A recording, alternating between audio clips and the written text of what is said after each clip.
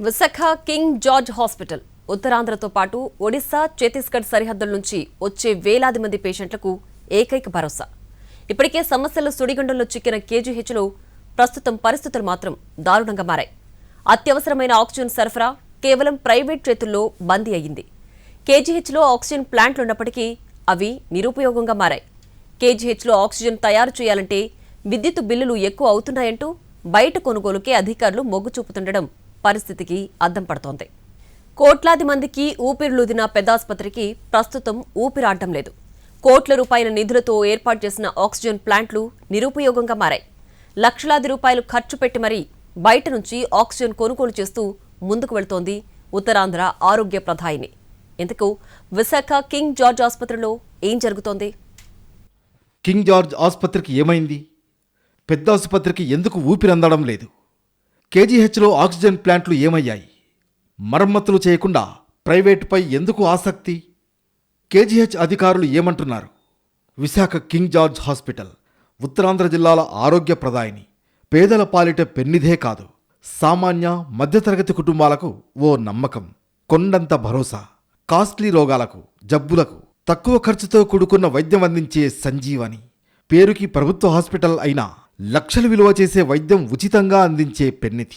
ఉత్తరాంధ్ర జిల్లాలో శ్రీకాకుళం, విజయనగరం, మన్యం జిల్లాల ప్రజలకు ఉభయ గోదావరి జిల్లాలతో పాటు పొరుగు రాష్ట్రం ఒడిశా నుంచి కూడా నిత్యం పేషెంట్లు దీర్ఘకాలిక జబ్బులు, ప్రాణాంతక వ్యాధులతో సతమతమయ్యే రోగులు ఇక్కడికి వచ్చి మెరుగైన వైద్యం పొందుతూ ఉంటారు. ఇంతటి కీర్తి ప్రతిష్టలు, ప్రజల మన్ననలు పొందిన కేజీహెచ్ను నిత్యం ఏదో ఒక సమస్య వెంటాడుతూనే ఉంది. అధికారుల మధ్య సమన్వయ లోపం పెను సమస్యగా మారింది. అవినీతి మరకలు వెంటాడుతున్నాయి.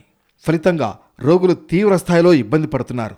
వైద్యం మీద దృష్టి పెట్టాల్సిన వైద్యాధికారులు అడ్డదారులు తొక్కడం, విధులకు సరిగ్గా హాజరు కాకపోవడం, పేషెంట్లను పూర్తి స్థాయిలో పట్టించుకోకపోవడం, సిబ్బంది నిర్లక్ష్య వైఖరికి రోగులు నానా ఇబ్బందులు పడుతున్నారు.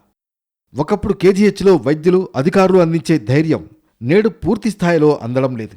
సీనియర్లు జూనియర్లను వేధించడం, ఉన్నతాధికారులు ఇతర అధికారులు హక్కులను కాలరాయడం, పూర్తి స్థాయిలో పనిచేయకపోవడంతో రోగుల మీద తీవ్ర ప్రభావం చూపిస్తోంది. ప్రస్తుత రోజుల్లో వైద్యం చాలా కాస్ట్లీగా మారింది. ప్రభుత్వ హాస్పిటల్లో నాణ్యమైన ఉచిత వైద్యం కోసం ఎదురుచూస్తున్న రోగులకు అది రోజురోజుకీ భారంగా మారుతోంది. ఏటా ప్రభుత్వం వందల కోట్ల రూపాయలను పేదలకు మెరుగైన వైద్యం కోసం కేటాయిస్తోంది. అయినా సరే కేజీహెచ్లో మాత్రం సమస్యలు తిష్టవేసుకునే ఉంటున్నాయి. పేషెంట్లకు అందించే మందుల నుంచి వైద్య సేవల వరకు చాలా విభాగాల్లో అది ప్రతిఫలిస్తోంది. దీనికి తోడు ప్రస్తుతం ఆక్సిజన్ కొరత పేషెంట్లను తీవ్రంగా వేధిస్తోంది. కింగ్ జార్జ్ హాస్పిటల్కు పూర్తి స్థాయిలో ప్రాణవాయువు అందడం లేదు. కేజీహెచ్లో ప్రభుత్వం పైలట్ ప్రాజెక్టుగా పట్టాలెక్కించిన ఆక్సిజన్ ప్లాంట్లు నిర్వీర్యమవుతున్నాయి.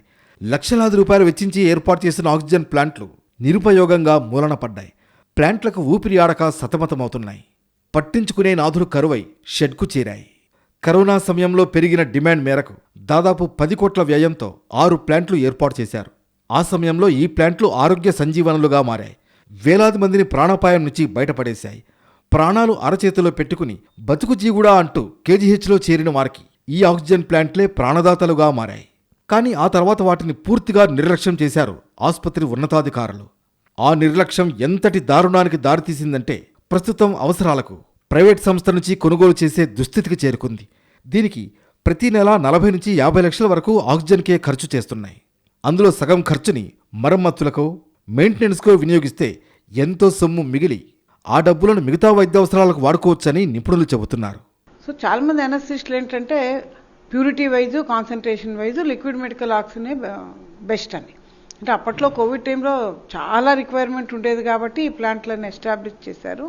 మన దగ్గర సీఎం దీనిలో వచ్చినవి ఆ 4 అంతగా పనిచేయట్లేదు. పిఎం కేర్ నుంచి వచ్చిన 2 పనిచేస్తున్నాయి. కానీ అందులో వచ్చే కాన్సన్ట్రేషన్ బట్టి రిక్వైర్మెంట్ అంటే వీళ్ళు అనస్థిస్టులు ఎక్కువ వాడతారు. సో వాళ్ళైతే లిక్విడ్ మెడికల్ ఆక్సిజనే ప్రిఫర్ చేస్తున్నారు. కరోనా తగ్గుముఖం పట్టినప్పటికీ తీవ్ర అనారోగ్య సమస్యలతో బాధపడే రోగులకు ఆక్సిజన్ నిత్యం అవసరమవుతుంది. ముఖ్యంగా ఐసీయూ, ఎన్ఐసీయూతో పాటు ఇతర అత్యవసర విభాగాల్లోని రోగులకు ఆక్సిజన్ అందించాల్సి ఉంటుంది. ఇందుకు ఆసుపత్రిలోని 6 ఆక్సిజన్ ప్లాంట్లు ఉపయోగపడతాయి. కాకపోతే విద్యుత్ వినియోగం కాస్త ఎక్కువ అవుతుంది. ఈ కారణాన్ని చూపించి అధికారులు ఆక్సిజన్ ప్లాంట్లను నిర్లక్ష్యం చేసినట్లు చెబుతున్నారు. సాక్షాత్తు ఆసుపత్రి వైద్య ఉన్నతాధికారులే ఈ విధంగా సమాధానం ఇవ్వడం షాక్కు గురిచేస్తోంది. ఒక 9 ఆస్పెక్ట్స్ ఉన్నాయి, నాన్ క్లినికల్ ఆస్పెక్ట్స్. అవన్నీ అడ్మినిస్ట్రేటర్, డిప్యూటీ కలెక్టర్ రేంజ్ అధికారిని పెట్టారు, వాళ్ళ పర్యవేక్షణ ఉంటాయి. క్లినికల్ ఆస్పెక్ట్స్ అంటే పేషెంట్ సంబంధించినవి అవన్నీ కూడా సూపరింటు, civil surgeon RMO, deputy civil ఆర్ఎంఓలు వాళ్ళ పర్యవేక్షణ ఉంటాయి. అంటే దీనికి సంబంధించి పూర్తి స్థాయిలో 6 వినియోగంలోకి రావడానికి కేజీహెచ్లో, ఎందుకంటే కేజీహెచ్ అనేది కేవలం విశాఖ నుంచే కాకుండా ఉత్తరాంధ్ర జిల్లాలకు చెందిన వాళ్ళు, అదేవిధంగా ఒరిస్సా నుంచి కూడా చాలా మంది, వేలాది మంది వస్తూ ఉంటారు. మరి వీళ్ళందరికీ సఫిషియెంట్గా బయట నుంచి కాకుండా కేజీహెచ్ ఉత్పత్తి చేసే స్థాయికి సంబంధించి ప్రపోజల్ కానీ అధికారుల దృష్టికి తీసుకెళ్ళడం జరిగింది మేడం. ఇక్కడ ఉత్పత్తి కాస్ట్ కూడా ఎక్కువే. ఇక్కడ అంటే మా అబ్జర్వేషన్ ప్రకారం ఈ ఆక్సిజన్ ప్లాంట్ నుంచి ఉత్పత్తి చేయడానికి అవసరమయ్యే కరెంటు ఖర్చు కూడా చాలా ఎక్కువే. అది మన కొందానికి అలా బ్యాలెన్స్ చేస్తే ఏదైనా ఒకటే కనిపిస్తుంది. రెండు ఒకటే కాస్ట్ పడతాయి, మనం ఉత్పత్తి చేసిన ఒకటే కాస్ట్ పడతాయి. ఒక రకంగా చెప్పాలంటే ఇక్కడ జనరేట్ చేసిన దానికి ఎలక్ట్రిసిటీ బిల్లే కొంచెం ఎక్కువ వస్తుంది అన్నారు. కాస్త సమయం, వనరులు కేటాయిస్తే ఆక్సిజన్ కోసం ప్రైవేట్ సంస్థల మీద ఆధారపడే అవసరం ఉండదంటున్నారు రోగులు, నగరవాసులు. ఇది వరకు ఎక్స్రేలు, స్కానింగ్ల కోసం ప్రైవేట్ సంస్థల మీద ఆధారపడినట్లు ఇప్పుడు ఆక్సిజన్ కోసం కూడా ప్రైవేట్ సంస్థల మీద ఆధారపడితే రేపు ఎప్పుడైనా జరగరాని విపత్తు చోటు చేసుకుంటే ఎలా అని రోగుల బంధువులు నిలదీస్తున్నారు.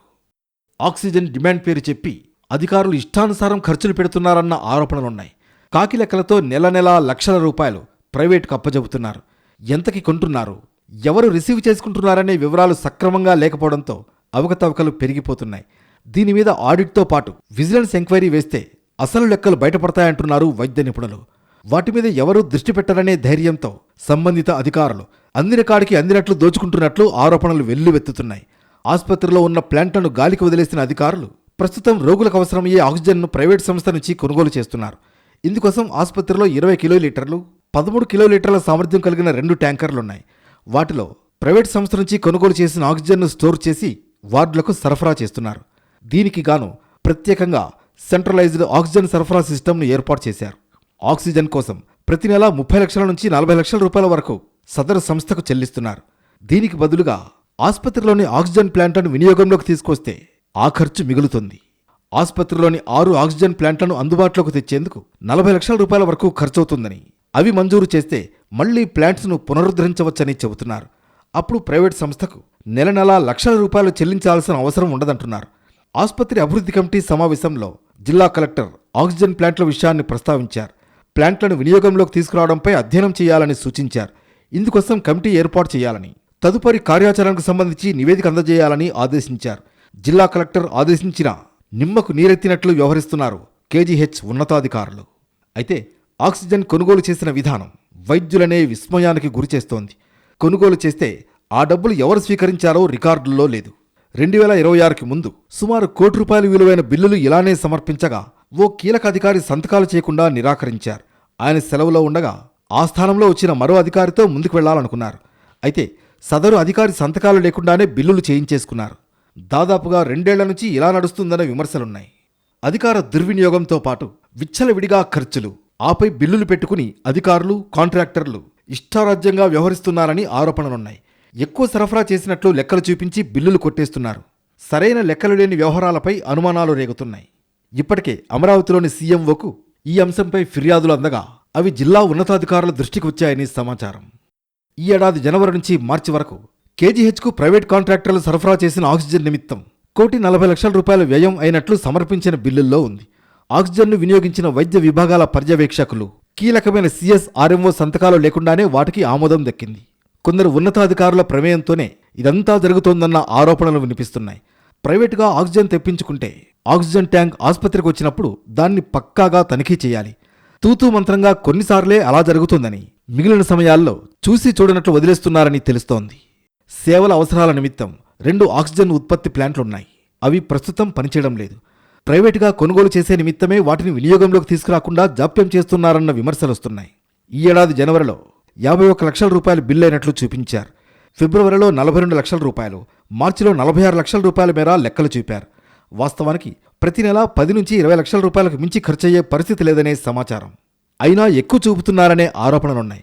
గతంలో ఈ తరహా తప్పిదాలను గుర్తించి సరిచేసుకోవాలని హెచ్చరించినా ఇక్కడ పట్టించుకోలేదని, అక్రమాలు కొనసాగిస్తున్నారని విమర్శలు వెల్లువెత్తుతున్నాయి. కలెక్టర్, ఉన్నతాధికారుల రివ్యూలు జరిగినా వైద్య సిబ్బంది తీరు మారడం లేదు.